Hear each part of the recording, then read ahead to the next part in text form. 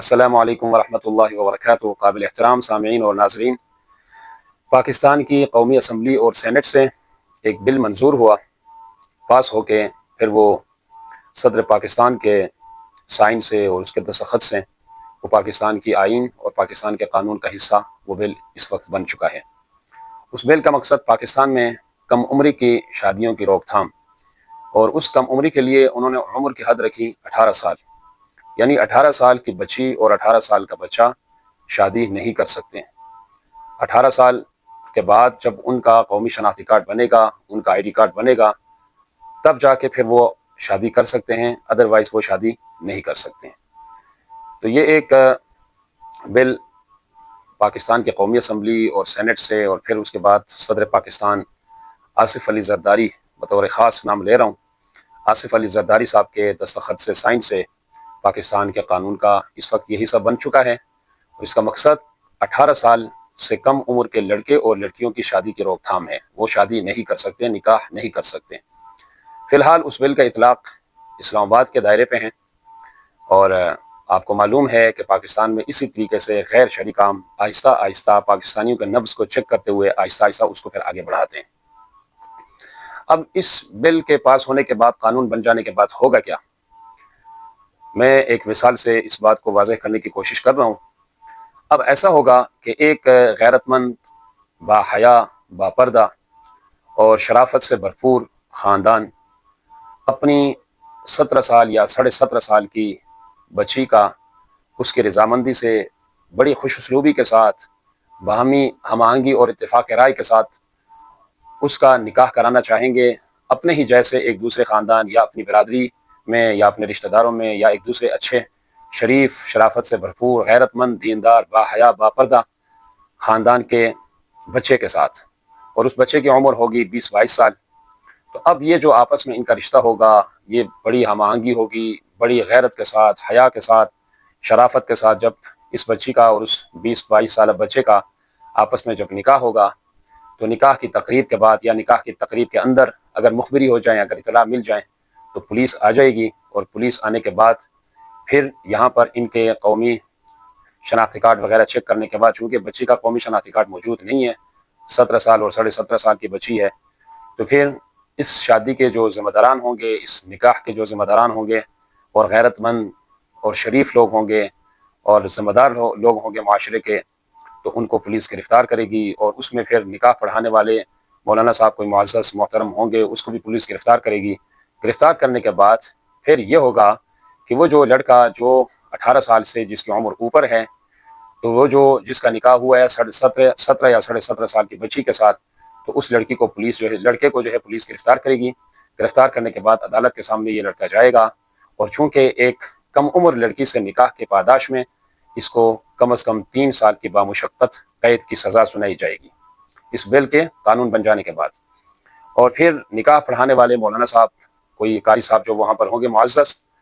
ان کو 1 سال کی بامشقت قید کی سزا ہوگی، اور ساتھ 1 لاکھ روپے جرمانہ بھی ہوگا۔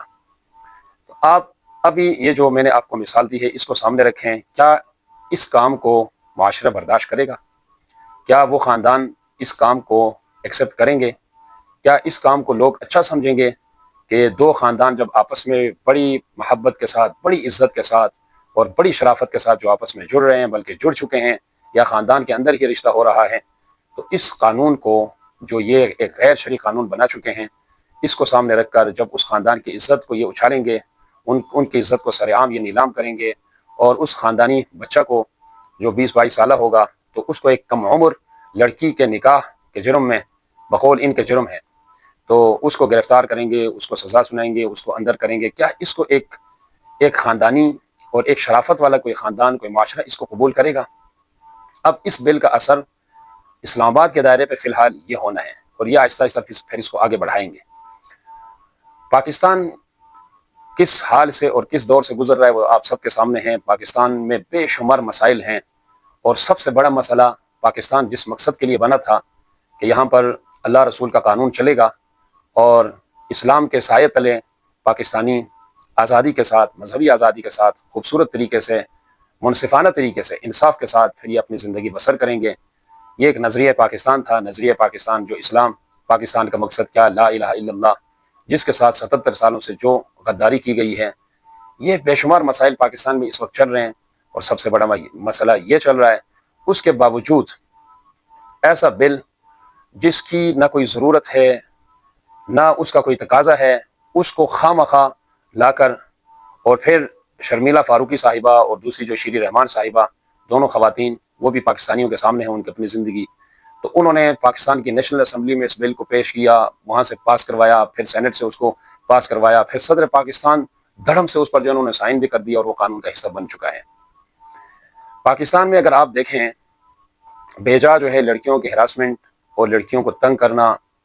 ایک بندہ اپنی بیٹی کو صحیح طریقے سے باحفاظت سکول، کالج تک، یونیورسٹی تک، کسی مدرسے سے تک، یا کسی اور کام کے لیے باہر جو ہے نا باحفاظت پہنچا نہیں سکتا، اگر وہ باحفاظت خیر وعافیت کے ساتھ گھر آ جائیں تو پھر اللہ کا شکر ادا کرتے ہیں۔ تو ایسے معاشرے میں جہاں بچیوں کی عزت محفوظ نہیں ہے، بچیوں کی ہراسمنٹ چل رہی ہیں کالجز میں اور یونیورسٹیوں میں، کیا حال ہو چکا ہے، اور اسی طریقے سے جو گرل فرینڈ اور بوائے فرینڈ کے کلچر کو عام کر کے ڈیٹ پر لے کر جانا، دوستیاں کروانا، اور پھر یہ ہے کہ بچیوں کو اکسا کے ان کو جو ہے جی سبز باغ دکھا کے بدماش لوگ ان کو خاندان کے لیے باغی بنا کے گھروں سے بھگا کے لے کر نکل جاتے ہیں، ان کے خلاف کوئی قانون سازی نہیں ہے، کسی بے حیائی کے خلاف، کسی زناکاری کے خلاف، کسی بدکاری کے خلاف کوئی قانون سازی نہیں ہے۔ اگر قانون سازی ہے تو نکاح کے خلاف قانون سازی ہے، بلکہ میں اگر یہ کہہ دوں تو بیجا نہ ہوگا، کوئی زیادتی نہیں ہوگی کہ یہ جو بدکاریاں ہوتی ہیں، غلط کاریاں ہوتی ہیں، بچوں کو جو ہے نا اکسا کے ماں باپ کے خلاف کر کے ان کو اکسا کے بچیوں کو گھروں سے بھگاتے ہیں، ان کو ماں باپ کے لیے، خاندانوں کے لیے باغی بنا کر جب لے کر نکل جاتے ہیں کورٹ میرج کے نام سے، تو ان کو پھر یہ سرکار جو ہے یہ وہ تحفظ دیتی ہیں، پھر جو ہے دارالامان کے نام سے وہاں پر جو ہے اسی طرح کی بچیوں کو وہاں پر یہ تحفظ دے کے وہاں پر جو ہے سرکار رکھتی ہے، اور اس طریقے سے غیر شرعی پھر بل لائے جاتے ہیں، اور نکاح کے خلاف پھر قانون پاس کرایا جاتا ہے۔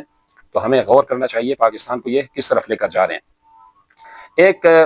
پوائنٹ کی بات یہاں پر یہ ہے کہ یہ بل اگر قانون بن جائے، کوئی اگر سوال اٹھائیں کہ جی یہ قانون بن جائے تو کیا ہوگا، اگر یہ قانون بن جائے اور یہ قانون اگر اسی کو اسی طرح رہنے دیں،